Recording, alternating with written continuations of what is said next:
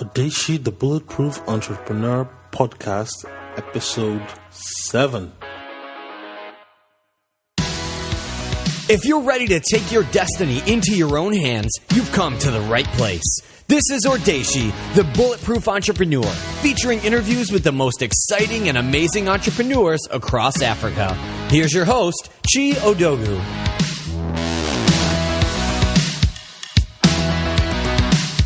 Hey guys, welcome back and thanks for tuning into the show. We've been on a wild roller coaster ride and this is episode 7. So don't forget to go to our website and sign up for the book giveaway. We're giving out 2 books.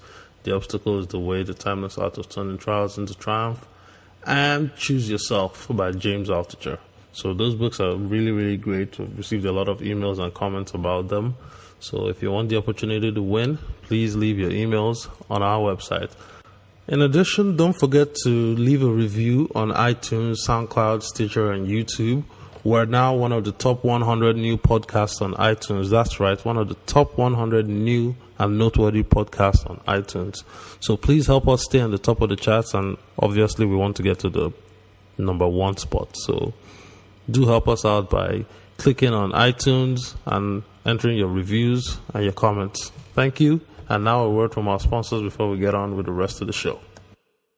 Are you stuck in a dead-end job or looking to change careers? If that's the case, I've got great news for you at Njoku.com. Njoku.com is Africa's fastest growing job search engine and aggregator that helps job seekers in Africa find employment opportunities in the locations nearest to them. You can browse jobs by category and location in real time. No more applying to outdated job postings or convoluted application processes. Join the millions who've used Njoku.com to start their career journey and change their lives. Go to Njoku.com. That's NJORKU.com. The future is only a click away. Hi guys, welcome back and thanks for tuning in to the show. Today's guest is Churchill Mambe Nanje. He's the founder of the Afrovision Group and Njoku.com based out of Buea, Cameroon.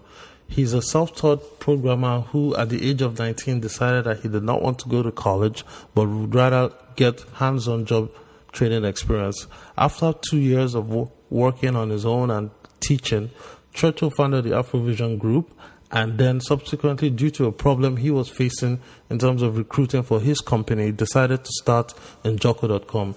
Today, Njoku.com helps millions of Africans find jobs in the locations nearest to them.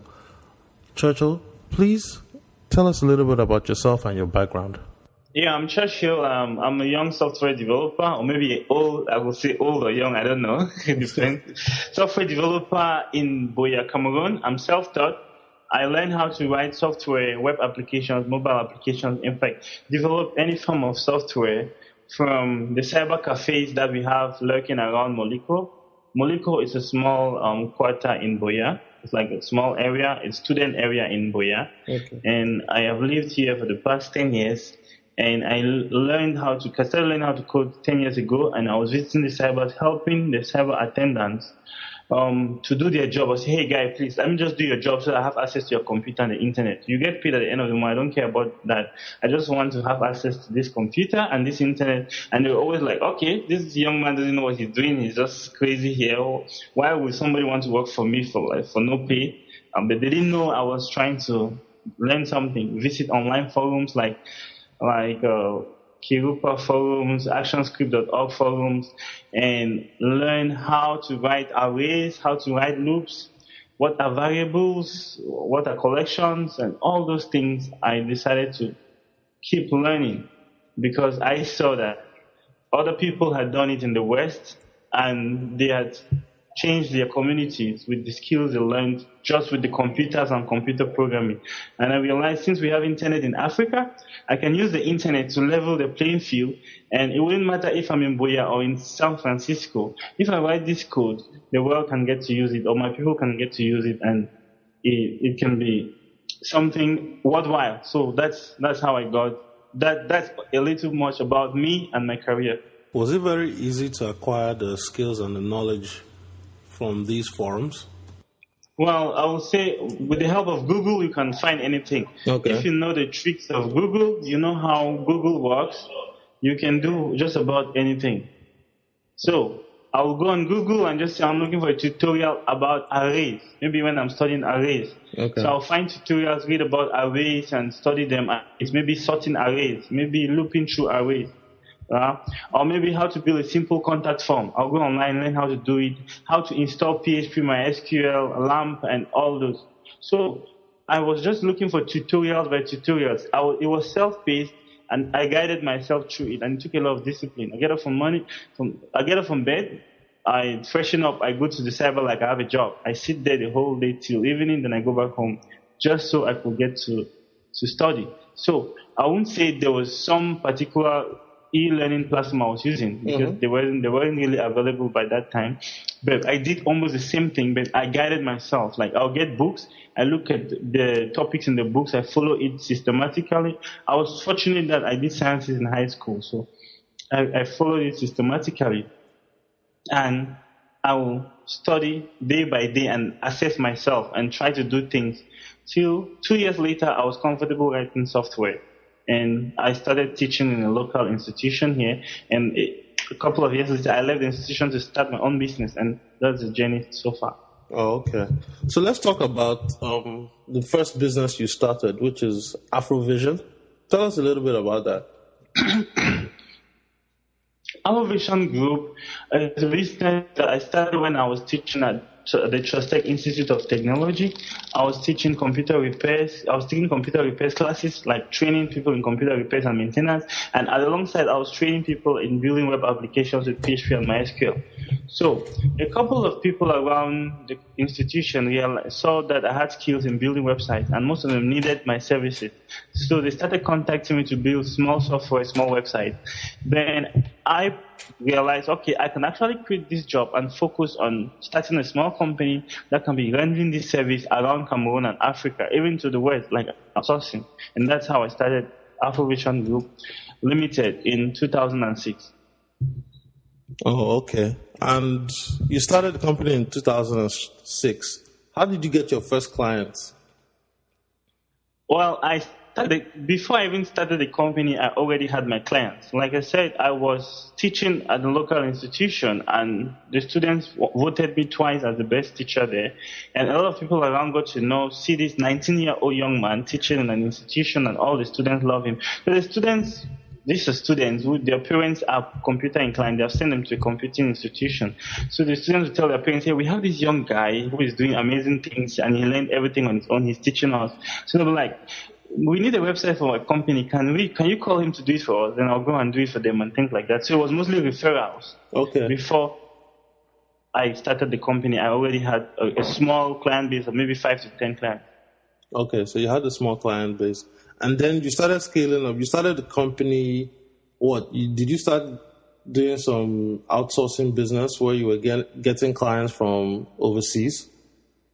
Yeah. Normally, when business starts, it's difficult. When I focus on business 100%, means all my earnings were coming from the business, and it was really difficult. But yeah, we had local clients, and over time, most of these students I was teaching at the institution at Trustech travel overseas, and they got to know people out there, and they told them, hey, I know Churchill who can do this job for you in Cameroon. And that's how I started getting referrals out of Cameroon and getting jobs to develop basic web applications, websites for clients around the world. Wow, so basically your students became your built-in marketing force that went across the globe to sell your business for you. Yeah, that was one part. The next part is Boya Moliko, the area I told you about, where I live, where the business is based right now, is a student environment. Okay. The lone Anglo-Saxon university, state university in the country, like Cameroon is French and English. Yes. We're in the English part of Cameroon. So the biggest English university is here in Boya. And Silicon Valley was built around universities, tech companies, and people. So, and also the nearness to the market. But here, these students at the university got to know who I was, what I'm doing, and they got close to me. And most of them get to leave Boya and go and work in companies out of Boya. And when they're in those companies, whenever something comes up like, hey, we need a website, we need something technology, we say, we have this guy in Boya. And since he's in Boya, he can do affordable systems, and we really trust him. So students too in the university, the university which graduates like 5,000 to 10,000 students every year, get to go out there and become like ambassadors for my venture, telling people, hey, there's this guy here, you can work with him and all that. Oh, that's fantastic. So you're doing this company for a couple years, and then what happened? How did you come about founding Njoku? Okay, in 2010, while I was developing software for a client in Canada, it's actually Nigerian, Uche Chuta. He's now based in Abuja. I was building Vault Noah for him. While I was developing this system, I realized I wanted to hire somebody else to come and join the team because the work was really hectic. I was coding it alone. The other developers I had were busy on other things. So in the midst of me developing software, I didn't have the time to put into proper recruitment where you have to send out information on a job, get candidates, interview them and all that. So I said, wow, if there was a software where I could just take 2 minutes, I post the job, I sit, and the software would do all the work for me, and I just come back and I realize I see the best people and I just hire them, which means I post the job today and in 2 days' time I hire the first guy and I'm sure the person will do the job. He just joins the team and starts working with me. This will be very good for me. And instantly, I said, this is a great idea. So that's how I came about Njoku. And over the years, I also saw a lot of people that visited some of my community sites I built around here. I built a site for students here in the community, the university students, a website where they could go and find news and all that. Once in a while, we post jobs there, and they were very, very interested. Some people applied on jobs that were like 2 years old. So I realized, wow, people really want to use the internet to apply for jobs, but they just don't know where, and they don't have a platform where they could get to discover the most recent job. So whatever job they just see, they just apply. So I wanted to bring a bit of order in that process. So this also is the second reason why I pushed for Njoku. And in 2011, we released the first version of Njoku. That was in January, which was a bit buggy. We had to rewrite it and launch it in March. And that's it. Then the story continues from there. Oh, okay. So you released the first version, your version 1. How did candidates find Njoku? No, the first version release was not for the public. It wasn't even nobody saw it in in January 2011. What people got to see was in March 2011. The first version was for us to test our code, test our algorithms, ensure that everything is working right, and also to talk to some existing industry partners, how they can partner with us, or if they can acquire our technology, things like that. But the ones we talked with turned us down, but the other ones just said, wow, it's a good idea, and well, we went ahead and launched it in 2011. But we went ahead and launched it in March. But the version we released in January was just a private version. It wasn't for the public. It was to test the market, to test the algorithms, to ensure that we have something like a private beta. Yeah. Oh, okay, kind of like a private beta. Okay. And did you have any co-founders while you were doing this project? Yeah, when I started, I was alone, but over time I got to incorporate. Like when I launched in January 2011, I talked with my friend in America who was also a partner in Afrovision Group. He had his own technology company in America, in Maryland. He was getting clients there, and we were developing the products here in Cameroon. So I told him, hey, yeah, we're doing consulting, it's paying the bills, but if we do something that's more scalable, we might have a small team, but we have millions of clients. So because it's scalable, high scale, large scale computing and all that. So he bought into the idea from day one, and he was the person that started buying the servers, because from day one we needed dedicated servers and this cost money. So he bought the servers and did some investment in marketing and a bit of business development. Okay. To get the business rolling till we started getting other investors. Oh, okay. So you said you got other investors. Were they institutional investors or family and friends? Did you raise private equity or venture capital funding for Njoku is what I'm getting at. Okay. Well, the first investor, like I said, was my friend in America. Yes. The second and third investors were business guys in France and Canada. They were not really into investment. I did work with them, and they realized that when I'm working with them, I'm very, very diligent. I am hardworking. I push. I always look at perfection and ensure that we deliver. And so they always get to like me. So when I introduced them that I'm doing this side project that might be something big, they were interested and they decided to invest. Yes. But last year, let's say November last year, we got investment from an institutional venture capital, but they are more into seed funding. They are also in Canada. And they are a team of guys that have started successful internet companies that have making millions of dollars annually, and they are trying to look at investing in young startups in Africa. So they're Hadnam Tema Inc. They're hadnamtema.com. So they invested in, that's our first institutional investor who came in last year. And we're looking right now at the follow-up ground to keep developing the technology and growing and helping Africans find jobs and helping other people in the world to find jobs in Africa. Oh, okay. And how did this investment come about? Did you pitch, or did they come across your platform through media, some other type of outreach? Well, this institutional investor, I went to, there's a platform called VCforAfrica.biz. I don't know if you know the platform. Okay, VC for Africa, yes, I've heard of it. VCforAfrica.biz, yeah. VC for Africa was built by ex-employees of mine, some young guys here in Boya. They work with a friend and close collaborator, Bill Zimmerman, who is like a co-founder of VC for Africa.biz.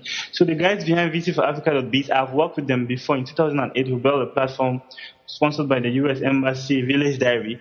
So now, when they release new products on VC for Africa, they always like to talk to people they already know to test the platform. So they released a mentorship platform on VC for Africa early last year. So they pitched it to me and all the other young startups here in Boya that you guys can try this out, tell us about Box and all that. So I went there and posted that I'm looking for business development mentors. So they've launched a mentorship marketplace, where a free mentorship marketplace. You have a startup in Africa. You go there, you post the kind of mentorship you're looking for. Mentors around the world that are interested in Africa will come and see your pitch and they'll propose that they want to mentor you. You accept them and they start mentoring you. So I went there, I just said, okay, let me post this because it was a need. Business development, marketing, sales. How do we get to do all that? Because I'm from a technical background. And I forgot about it. There was even a bug in the software at the time. So I had two mentors from Europe and from Canada who proposed to mentor me. But for like 2 weeks, I had not seen that they had proposed to mentor me because the software had a little glitch that did not deliver email notification to notify me that I had interested mentors. So one of the people, the team members, like the operations team of Visit for Africa, sent me a mail questioning why I haven't responded to the mentors, that it's kind of rude. I should go there, either accept or reject. Well, I went there and I saw interesting guys. I accepted. One of them was a partner at Hadnam Tema Inc. in Canada. So we talked. We connected and he got on Skype. We talked for a couple of months and he realized that the venture was a nice one. That's how they got to invest. Oh, okay. Yeah. That's good. So you got this investment and you built up the platform. So what was the reception like for the candidates using the platform? Yeah, a lot of people are very happy. They send us congratulatory emails every day. They contact us on Facebook every day, thanking us, trying to also give us ideas on how to make it better.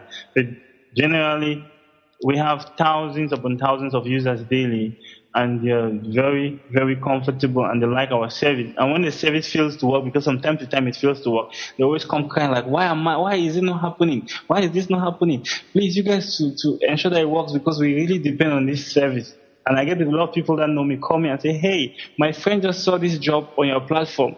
And I was telling her that I know you, and she was saying it's a lie and things like that. I said, come on. So, yeah, people like service and all that. Okay. And how did you convince companies to post jobs on your platform? Well, actually, right now we don't yet offer the service for companies to post jobs on our platform. Okay. But we have the service of an employers platform where companies register, and we are going to have an endless array of recruitment solutions that are highly geared for the African market. We are doing a lot of market research right now. We are doing a lot of development right now for products and services. But for now, we offer them free access to our CV database. But before they can access our CV database and contact any person there, we have to verify that they are legitimate. So we review and approve every account. So we have almost 1,000 companies and counting, and we have like 5 new companies every day. But what's happening is they go there, they find candidates, they contact them. All of this is free for them. We are going to have paid services, but for now we are focusing on growth. We are focusing on building a community. We are focusing on building products that people would like to use, like their toothbrush every day. Okay. Or tools that people need, see that's a necessity, like electricity and water. So when we get to the point, and our investors are patient, they are always like, okay, look, let's not focus on the revenues for now. Yeah. We know how we can make the revenue, because when people love it, we'll make revenue. But for now, let's focus on growth and building and making things that people will love to use, like I said, like their toothbrush daily. So yeah, that's our focus right now. Okay, so your focus is growth right now. And Yeah. what the jobs that candidates apply to, does that mean your system crawls the web for recent job postings and pulls it up so that candidates can apply to those jobs? Since the employers are not directly posting on the platform. Most people don't get right. Exactly like you said, we are a vertical search engine, meta search engine. Okay. We are like Google, but our focus is we identify only pages that are jobs on the internet and jobs in Africa, and we index them.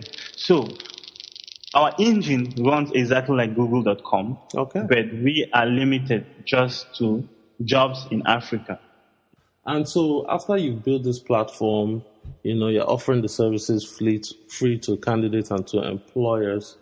Tell us about some of the challenges that Njoku faced in starting up this venture.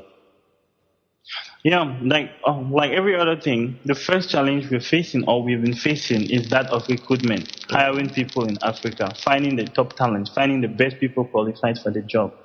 So the problem Njoku is solving, Njoku is also facing it. But by the time Njoku is done solving it, nobody else will face it. That's what we're trying to do. The second problem is having access to capital.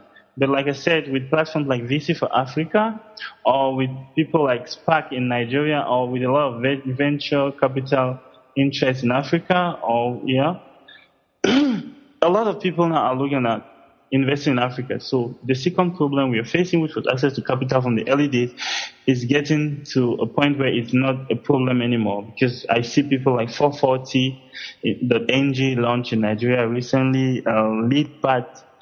There are a lot of venture funds rising in Africa, and very soon there'll be a lot of money chasing few competent people, and every other person, as long as you're competent, as long as you do the right thing, you'll be able to have access to capital, because people will want to invest because the opportunity is big. So yeah, the challenges I faced are, one, finding people, because my business is based on people, human capital.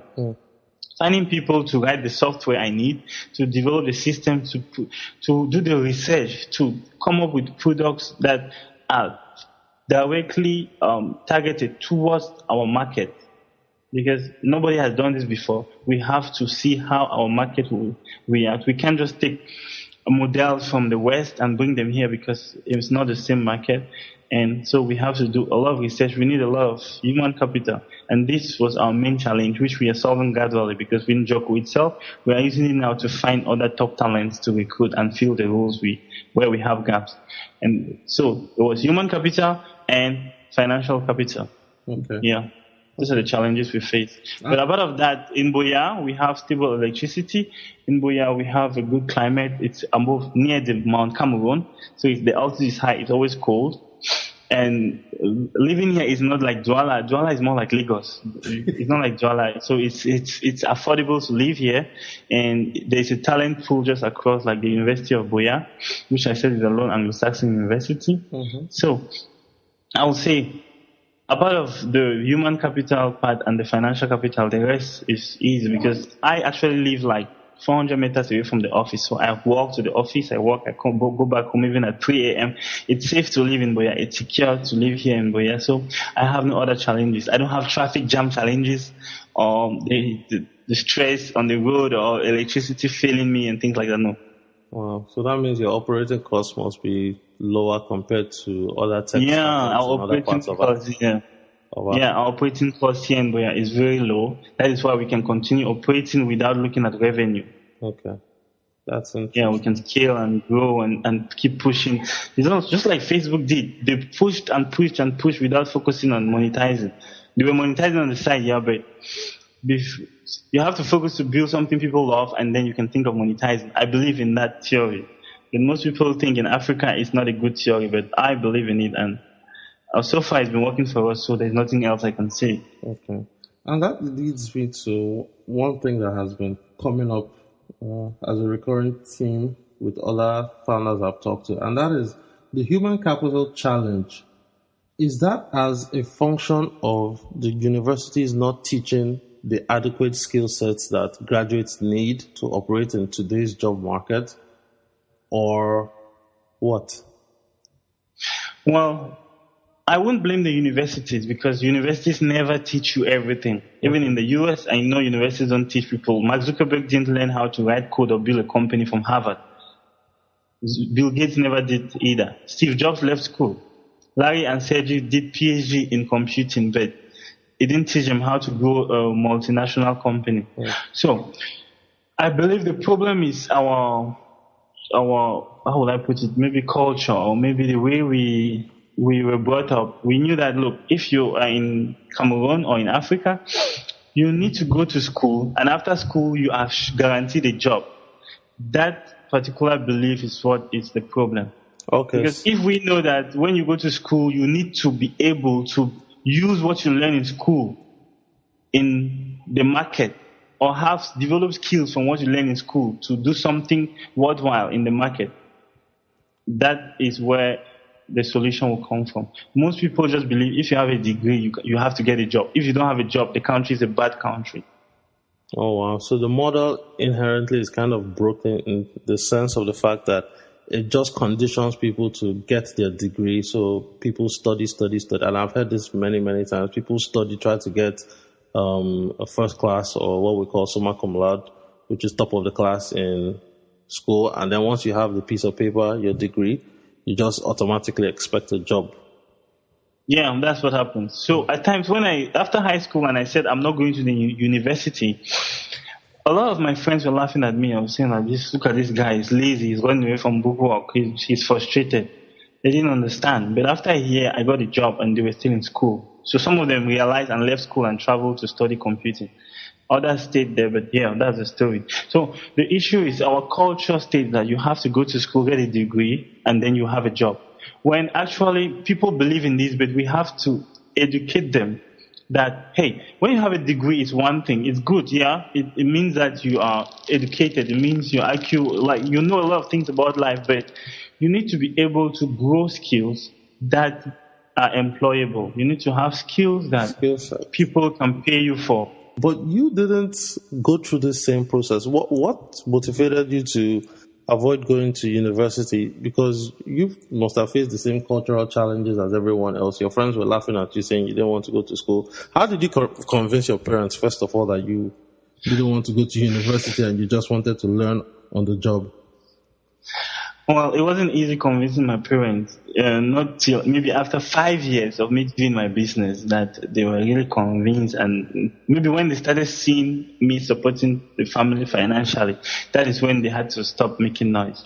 But I believed in what I was doing. I was convinced this is the way out for me. And I always believed in myself from day one. Even when I was in school, people were always against me, but I always believed in myself. So I knew that I couldn't be wrong now. I was never wrong before. I couldn't be wrong. I was motivated. I was very, very devoted to do this. What happened is, after high school, I had seen a lot of guys go to universities and go back home and have no jobs and things like that. So that pushed me to rethink the whole process. I was like, okay, people have seen this very smart guy. I knew him in school. When I was in school, he was ahead of me. He was very, very smart. He was always honor rolls. He was always the top in his class. But he went to school and came back and he was still in school and was just struggling. But I expected that in this our society, somebody like that was supposed to be very, very well to do. So I realized there was a problem. I decided to leave high school and spend 1 year at home to think and learn something practical and think about what I'll be doing after that 1 year. And when I have something practical, even if I decide to go to school after the year, I'll have something that I'll be doing to make money to sustain me while I was going to school, so that I won't have to call my mom if I need shoes or if I have to shave my hair and things like that. But little did I know that during this 1 year, I will get introduced to so many things that will just make me stop thinking about school at all. Then I got introduced to things like Google, things like Yahoo, things like Microsoft, Apple. Then Facebook was not really that popular in Africa. I didn't know anything about Facebook till 2007. But yeah, so when I got their stories, I said, oh, okay, it means I'm already on the track. I won't go to school anymore. and after 1 year, the institution I was teaching offered to employ me, and I took the job, knowing that I'll be studying. This one, my family was in support. I'll be studying while teaching. And when I decided to quit that too to start my business, my family went back to the old story. Oh, you're getting crazy. What's happening with you? You're supposed to be a doctor. Why are you just doing all this madness? Look, we need to call a pastor to come and pray on your head and things like that. That the demon has entered you. Things I don't understand. Yeah. So yeah, that's the whole. That's what helped me. It was that 1 year of when I took a sabbatical from school, just to understand, to learn something practical that could sustain me while I go to school. Then I got rather introduced to many things. I just said, wow, the part is not school. This is what I will have to do. So yeah, I was lucky to take that 1 year off, and I didn't know, it was just by chance. By chance, okay. Yeah, and I discovered things along the way. And that is what is being kind of promoted now, because I don't know if you've heard of Peter Thiel. He was one of the co-founders of PayPal. He's actually paying people not to go to school, but instead to start their own. $100,000 venture where he gives a young guy to job out and okay. You know, there's another thing. Entrepreneurship cannot be institutionalized.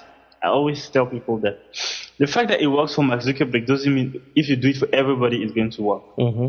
It's supposed to be a devotion from within the person, and what works for A will not always work for B. So you can't say because it works for A, it will work for B, C, and D. B have to carve their own part. C have to carve their own part. D. Some people need to go to the universities so that they can get a job. Some don't need to go there so that they can start their own company. It's a whole supply. It's like a supply chain system where there is demand and supply. In fact, it's supposed to be a dynamic equilibrium. Some people don't go to school, start companies. Others go to school to support those that started companies that did not go to school, so that they can have successful economies and successful industries. Yeah. I can hire people that didn't go to school because they have skills, but the business is run by people that went to school. I didn't go to school, but the people that really do the job also went to school. But if I went to school, I wouldn't have the time to start early, so that when they leave school, they join me. But if they didn't go to school, I wouldn't have people to call and join me to grow the business, you see. So I wouldn't be against school. Yes. Because I'm pro skills. I'm pro people getting skills. Always ensure you get education and get your skills. So anyway you get your skills, as long as you're getting your skills, that's the main thing. Okay, that's interesting. Because your skills will save you wherever. If I am dropped in Palo Alto right now, or in San Francisco, or in Australia, or maybe in Hong Kong, or in South Korea, wherever, even if I go with just my t-shirt and jeans and sneakers, as I get there within maybe 3 days, I will start writing codes for somebody and making money because I have the skills. That's a very interesting perspective, Churchill. But let's take a minute to thank our sponsors, and then let's get on with the rest of the interview. Are you stuck in a dead-end job or looking to change careers? If that's the case, I've got great news for you at enjaka.com. Enjaka.com is Africa's fastest growing job search engine and aggregator that helps job seekers in Africa find employment opportunities in the locations nearest to them. You can browse jobs by category and location in real time. No more applying to outdated job postings or convoluted application processes. Join the millions who've used enjaka.com to start their career journey and change their lives. Go to enjaka.com. That's NJORKU.com. The future is only a click away. Now close your eyes and repeat after me. There's no place like home. There's no place like home. There's no place like home. But guess what, guys? You can still find a home away from home if you go to jovega.com. Jovega.com is a leading hotel booking platform with over 5,000 hotels across Nigeria. So, whether you're visiting friends or attending a special event, you can be rest assured knowing that you'll find a nice place to get a good night's rest. Go to jovega.com. That's JOVAGO.com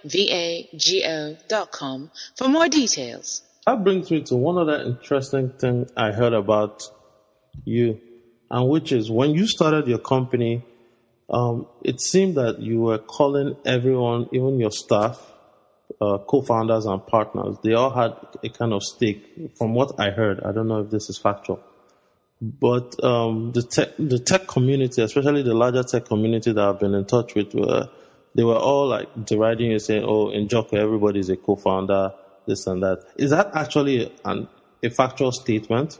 And why did you decide to do that if it is? Yeah, when I started, right, the best way to make somebody work when you don't really have the kind of money, the kind of, is it opportunity cost? Yeah, it's opportunity cost, scale of preference. You don't have the kind of money that the other companies could pay them from day one. The best thing you can do is make them be part of the business. When Zuckerberg started, everybody that was working with him was a co-founder. Everybody. I don't think there were like 5 or 6 people. All of them had equity. Even if you have 0.1% equity, you are a co-founder. Mm-hmm. So that's what I saw in it, and I pushed it forward.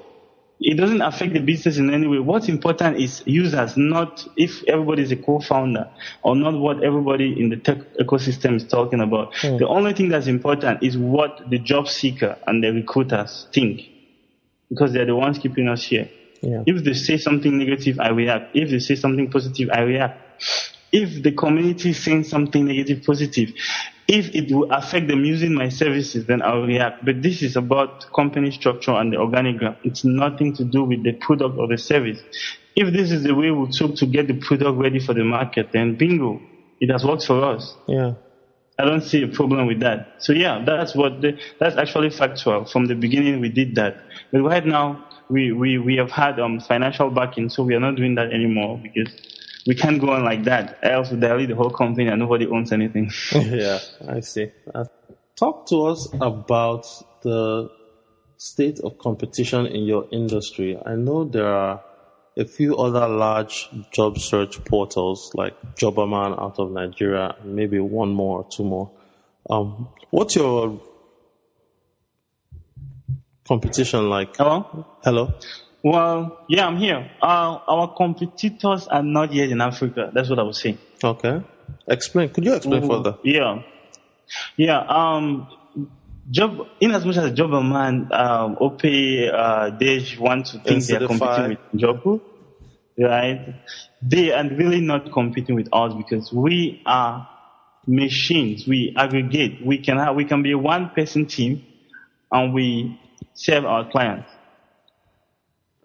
We are not a job board. We are a search engine, a vertical search engine. Okay. So we build technology. What we sell is technology. What they sell or what they focus on is content. I focus on the technology that helps people find the content. So it's two different approaches to the same problem. But everybody has a market. I told you earlier. There are 1 billion people in Africa. These 1 billion people are supposed to be looking for a career path. So we have a market of 1 billion people. Or maybe let's look at Nigeria. There are 160 million, 60-something million people in Nigeria. These 160 million people need to be guided professionally. Whatever you offer to them, they will take. And job services are free. So Some job and man services are free. Some Insiderify services are free. What stops the user from using all the services? Nothing. So why are we focusing on competition instead of helping them find jobs? Yeah. The pie is big enough for everyone to. Yeah. So my focus is helping people find jobs, and my biggest challenge is how do I help them better than I helped them yesterday.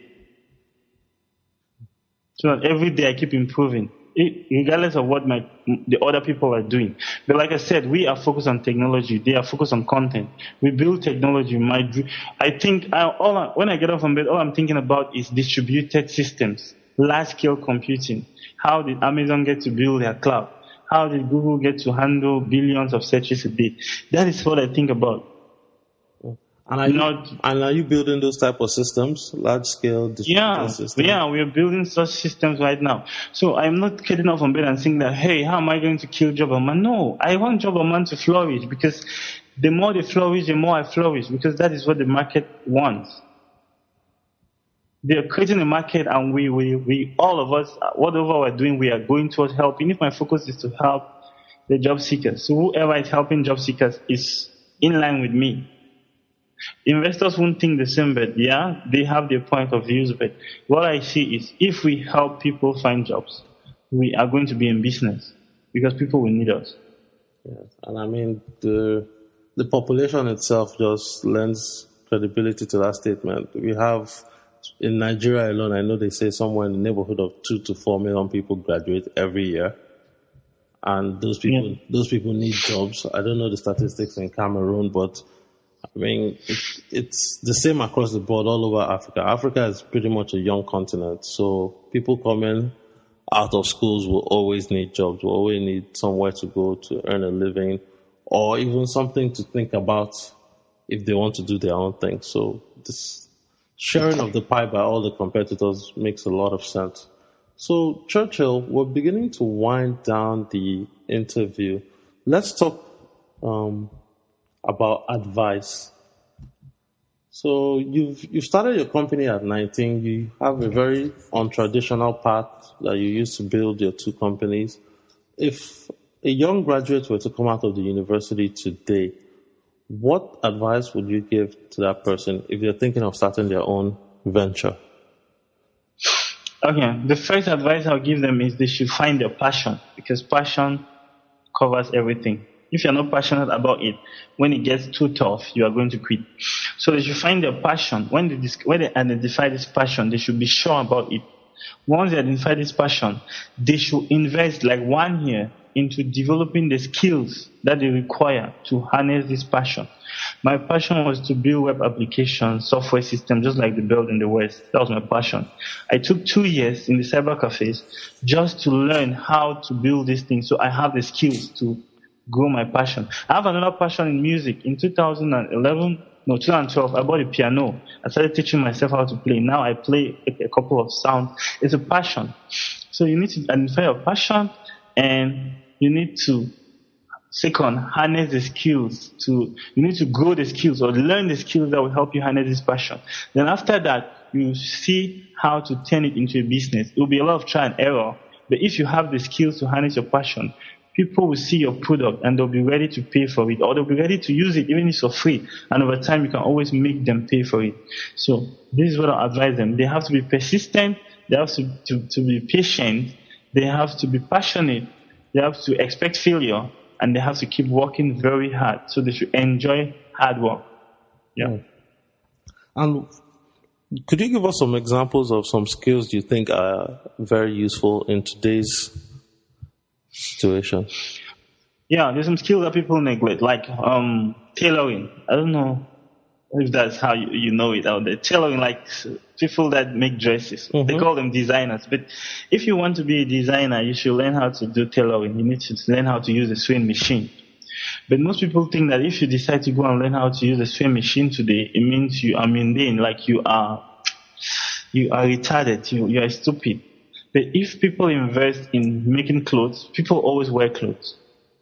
Other skills like carpentry, we have companies like IKEA selling woodwork, selling chairs, tables, and things that people buy worldwide for a lot of money. But we have wood in Africa, and we have people that have no jobs. What if they go and do carpentry and start their own workshops and then modernize it using technology? Like you have a website, you make your products and you market there, or you do normal marketing and you have accountants, sales people and all that. You supply Africa with things they need at affordable rates and people will buy. So those are the kind of skills that people are not looking at, that are very, very simple to identify, but people are not looking at them. Okay, so not just high-touch technical programming skills, but also hard skills in terms of being able to design, make, and manufacture things with your hands based off the resources that are already readily available in the environment. Yeah, or maybe even something like going into agriculture, farming. When you talk of farming in Africa, people think farming is going to farm and working with cutlass and things like that.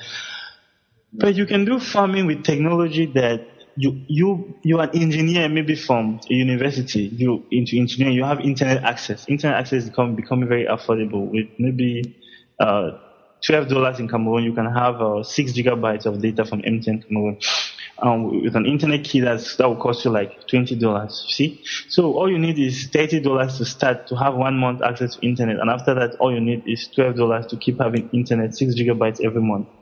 So you can start a farm, go online, research how these things are done, do a venture like every other venture. It mustn't be technology, but you can use technology to enhance your venture. Talk to partners. They supply you machines that, like tractors and things like that, that will help you do farming. And in Cameroon, like my country, I don't know about other countries. In Cameroon, you don't pay taxes, or if you pay any tax, you maybe pay a business license and your yearly earnings, like your income tax, but you don't pay like the VAT and all that when you're doing farming. So people can get into farming, which is considered something very, very, something for the poor, and change it to become millionaires. And people won't believe how it happened, but it's there, the resources are there, the market is there. People want to buy food every day. The world is looking for food, so we have fertile lands here, we can grow them. Yeah. Okay. It's all about the concept, having a skill, having a passion, going to it, using technology and the internet to learn more about it, implementing it, and non-stop learning and non-stop development, whatever you're doing, even in software, even in farming, even in carpentry, even in tailoring. You just have to keep learning how to better yourself every day so it doesn't become monotonous, and how to scale, because the whole world now is looking at scale. How do you scale your operations? But the principles are the same across, and you're going to hire accountants, you're going to hire marketing people, you're going to hire financial people. You can be a tailor, but you have marketing people, financial people, and people will be like, this is just a tailor. But yeah, at some point you stop even working on the tailoring machine and you just become like the CEO of a tailoring workshop. People don't see this that way, but these are some of the things we have to learn from the West and things we have to learn from Asia, and we can apply in our communities. Okay, that's great. And Churchill, I have a question for you, and that is, you started out very early at age 19, teaching yourself how to code. You're now 29, you've been in this industry, and you've been an entrepreneur for, let's call it 10 years. If you were to have a conversation with 19-year-old Churchill, what would you tell him to focus on?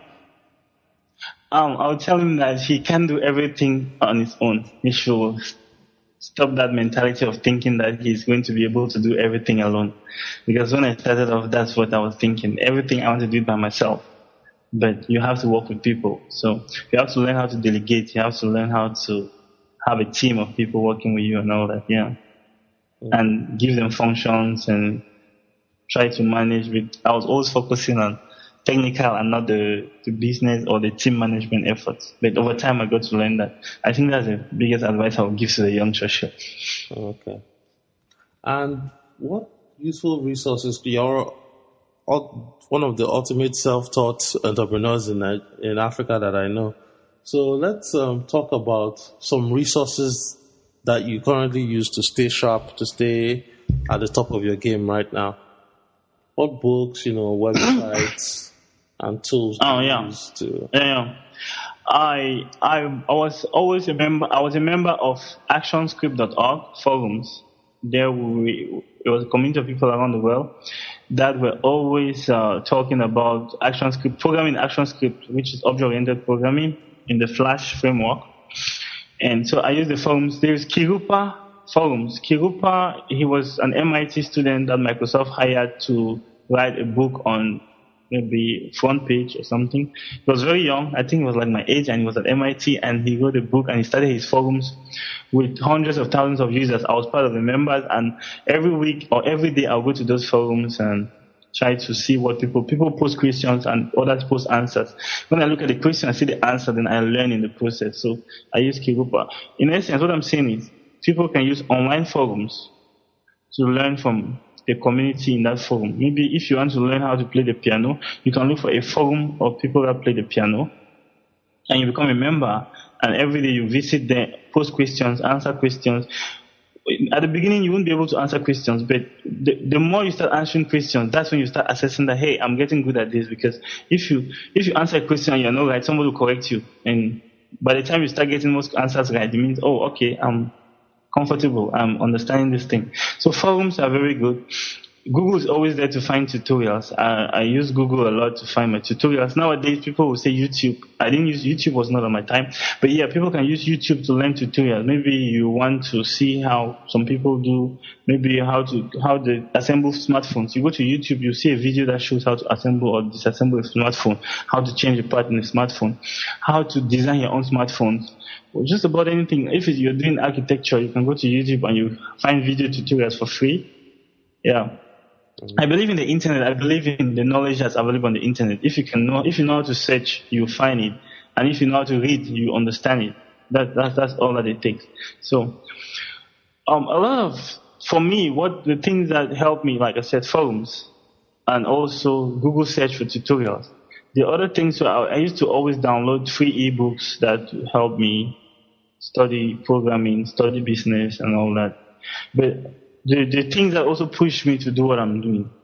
I used to hate Microsoft as a company because I'm an open source. I was always pro open source, technical. If you're really technical, you're going to hate Microsoft as a company because of their locking and all that. But when I started looking business, or whenever I look business, I used to admire Bill Gates a lot because he's a good businessman. He knows how to do business. I don't really support all his ways, but yeah, I would say Bill Gates pushed me. Bill Gates was one of the people that actually I admired a lot because he started at a very young age, just like myself. He started at age 17, and he also didn't go to bother about school. Larry Page and Sergey Brin of Google, I really like their philosophies, like competing with yourself, the Jewish philosophy that they're pushing. Fast is better than slow.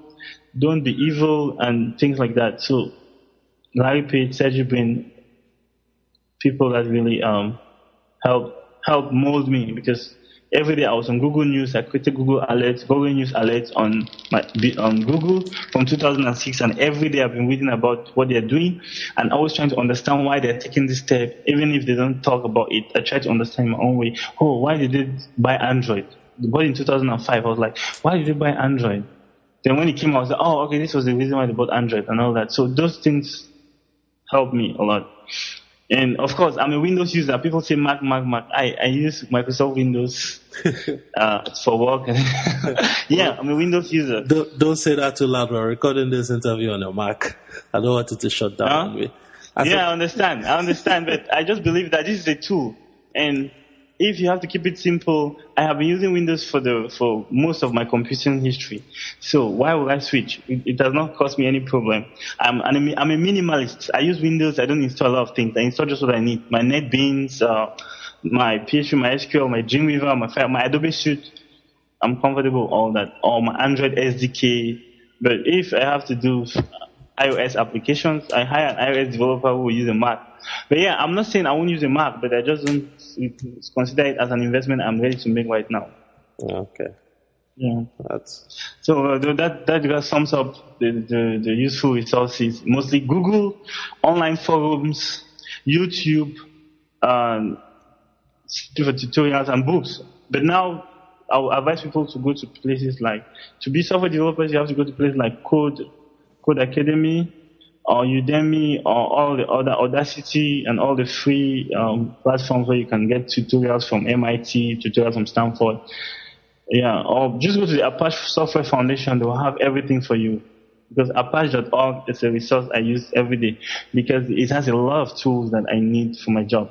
And I learn about their programs every day because this teach me a lot in computer science and where the world is moving towards. That's fantastic.